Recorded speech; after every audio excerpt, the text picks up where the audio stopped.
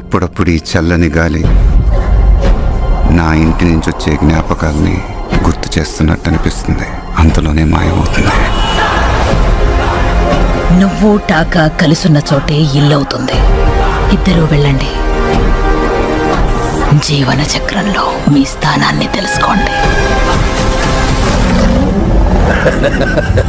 ఆ చక్రం ఇప్పుడు ముక్కలయ్యింది. ఇక ఈ అడవికి ఒకడే రాజు, అది నేనే. ముఫాసా, పారిపో!